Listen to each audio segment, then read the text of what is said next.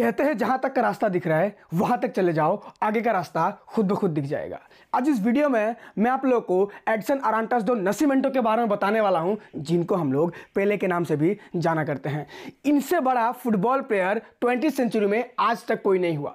पूरे करियर में 1379 मैचेस खेले, जिसमें लगभग 1280 के आसपास उन्होंने गोल दिया और क्लब लेवल पे 643 गोल्स दिए 659 मैचेस में। और जॉइंट इंटरनेशनली इन्होंने 77 गोल्स दिए 92, जो कि आज तक का वर्ल्ड रिकॉर्ड है, कोई नहीं तोड़ पाया है। इनफैक्ट 21वीं सेंचुरी में भी आज तक उनका दबदबा ऐसा है कि उनके रिकॉर्ड्स को तोड़ पाना बहुत सारे प्लेयर के लिए लगभग नामुमकिन सा है। दिमाग नहीं भटक सकता उस इंसान का अगर हौसला हो ऊंची उड़ान का। नमस्कार, अमन तिवारी बात कर रहा हूं, एक बिजनेसमैन, एक बिजनेस कंसल्टेंट, एक एंटरप्रेन्योर, एक मेंटर और एक टीचर। शुरुआत से शुरू करते हैं। पेले का जन्म 23 अक्टूबर 1940 को साओ पाउलो में हुआ था, जो कि ब्राजील में है।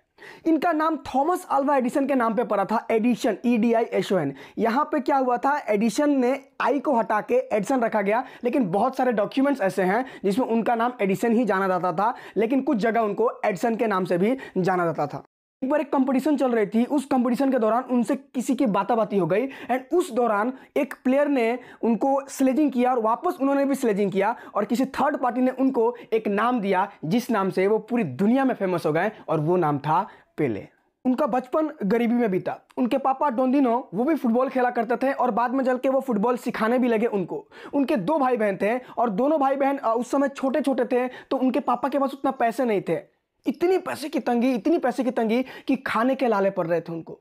इस चीज को नजर में रखते हुए पेले ने एक टी स्टॉल में काम करना चालू किया। उस टी स्टॉल में वो लोगों के जूठे बर्तन धोया करते थे, जूठे ग्लास धो के वो अपना पेट पालते थे। वो कहते हैं ना, लक्ष्य वही प्राप्त कर पाता है जो हार के बाद जीत का हौसला रख पाता है। पैसों की कमी की वजह से उनके पास एक अच्छा फुटबॉल नहीं था खेलने के लिए। न्यूज़पेपर को रस्सी से बांध के उससे फुटबॉल खेला करते थे।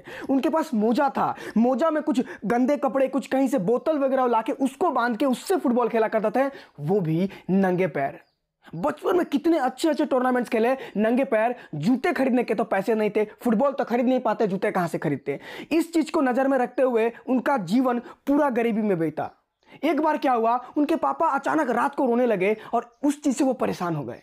बाद में जाके जब पापा से पूछा तो पापा ने बताया ब्राजील फीफा वर्ल्ड कप में हार गया है। उस समय उन्होंने एक दृढ़ प्रण लिया। उन्होंने पापा को बोला, पापा मैं ब्राजील को एक बार फीफा का विश्व विजेता जरूर बनाऊंगा। 15 साल की उम्र में उन्होंने डेब्यू किया, साओ पाउलो के लिए खेलना चालू किया 1957 में। इतनी अच्छी परफॉर्मेंस, इतनी जबरदस्त परफॉर्मेंस कि ठीक 1 साल बाद 1957 में उनको नेशनल ब्राजील टीम में सिलेक्शन हुआ। और 1958 में जब उन्होंने फीफा वर्ल्ड कप खेला तो फ्रांस के खिलाफ पहले खिलाड़ी बने जिन्होंने गोल्स की हैट्रिक लगाई। उससे पहले उतने कम एज में ना किसी ने यह किया था, ना किसी ने ऐसा करके दिखाया था। 1958 में ब्राजील वर्ल्ड चैंपियन बना और पापा को जो उसने प्रॉमिस किया था वो उन्होंने पूरा किया। वहां जितने भी रिकॉर्ड्स कहिए, सबसे यंगेस्ट प्लेयर सारा रिकॉर्ड उनके नाम, सबसे ज्यादा गोल उनके नाम, हर एक चीज में वो आगे जा रहे थे। एंड 1958 वर्ल्ड कप के बाद ऐसा तहलका मचा, दूर दूर से देश आ गई उनको खरीदने के लिए, ज्यादा पैसा दे रहे थे। बाद में ब्राजील को उनको अपना नेशनल ट्रेजरी घोषित करना पड़ा। नेशनल ट्रेजरी को अगर मैं समझाऊं तो यह है कि उनका एक खजाना है, अगर उस चीज को कोई खरीदने की कोशिश करेगा तो उसको जेल जाना पड़ेगा। उसके ऊपर बैन लगा दिया गया, इतने बड़े खिलाड़ी बन गए। वापस से 1962 में जब वो फीफा वर्ल्ड कप में गए, वापस से ब्राजील को लगातार दूसरी बार फीफा वर्ल्ड कप का विश्व विजेता बनाया और उस समय तक ये पहली टीम थी जो लगातार 2 बार चैंपियन बनी। इसके बाद तो क्या था, पूरी दुनिया में उनका नाम रोशन हो गया। वापस से जब 1970 में फीफा वर्ल्ड कप हुआ तो वापस से ब्राजील को उन्होंने तीसरी बार फीफा का विश्व विजेता बनाया। और उस समय पहले इकलौते प्लेयर है, उस समय नहीं बल्कि आज तक के इकलौते प्लेयर है जिनके पास फीफा वर्ल्ड कप की 3 ट्रॉफीज है। कहां जूठा बर्तन धोने वाला इंसान 3 फीफा वर्ल्ड कप का ट्रॉफीज लेके बैठा हुआ था। 1975 में उन्होंने सोचा रिटायरमेंट ले लेता हूं, लेकिन वापस से ब्राजील के साथ 3 साल का कॉन्ट्रैक्ट साइन किया और 1977 तक ब्राजील के साथ खेला। एंड एट द एंड 1977 में उन्होंने रिटायरमेंट लिया। 1978 में ब्राजील ने उनको इंटरनेशनल पीस अवार्ड दिया एंड 1980s में ब्राजील ने उनको एथलीट ऑफ द सेंचुरी का अवार्ड दिया।